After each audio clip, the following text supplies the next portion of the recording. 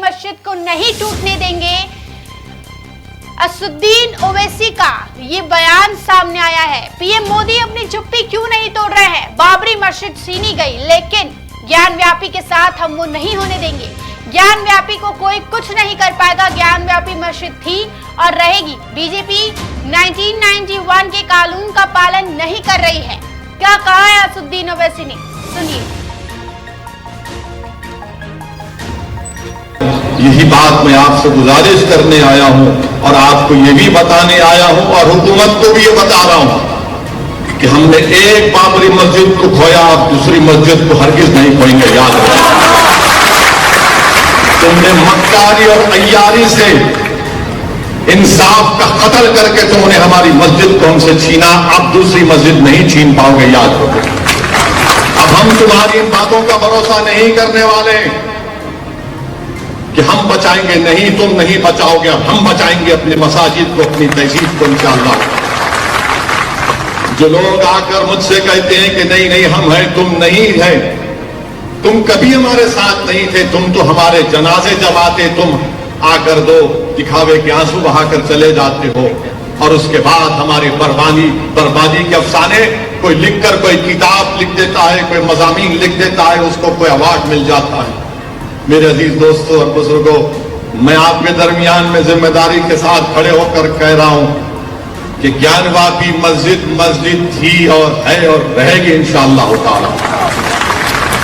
1991 का कानून यह कहता है कि 15 अगस्त 1947 को जो मस्जिद मंदिर थी वो बरकरार रहेगी और अगर कोई उसके नेचर और कैरेक्टर में तब्दीली पैदा करना चाहेगा तो 91 का पार्लियामेंट का कानून कहता है कि उन पर केस बुक करो, जेल भिजाओ और अगर कोर्ट ने फैसला दिया तो 3 साल की सजा। तो ये चीज को आपको समझना है।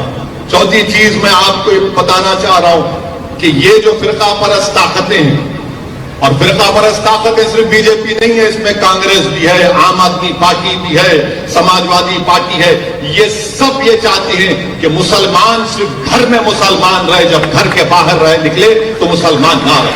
मैं थाली मारने के लिए नहीं कह रहा हूं, इनका मकसद एक ही है कि आप मुसलमान रहे तो सिर्फ घर में रहे, घर के बाहर जब निकलोगे तो हमारी तहजीब को तुमको एहतराम करना पड़ेगा।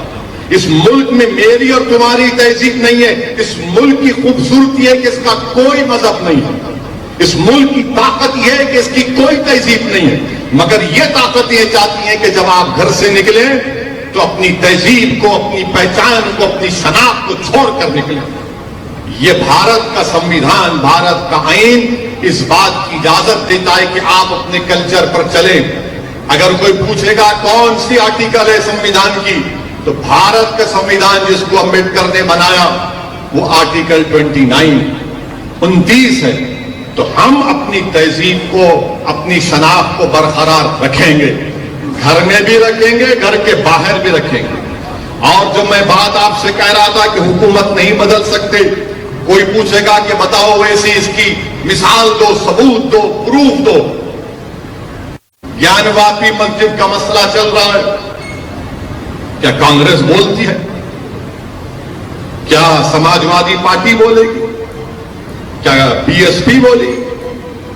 कोई नहीं, सब खामोश बैठे हैं। ये इसलिए खामोश बैठे हैं कि आपका वोट बैंक नहीं है, आपका वोट बैंक नहीं है ना आपका वोट बैंक था कभी।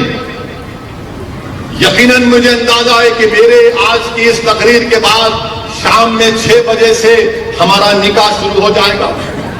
तो रोज की आदत है, बगैर हमारे निकाह इनका टीवी बिकता नहीं है। मगर सच्चाई यही है। क्यों नहीं बोलते भाई आप?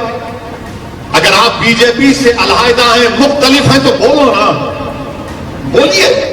नहीं बोलेंगे, इसलिए नहीं बोलेंगे कि इनको मालूम कि मुसलमान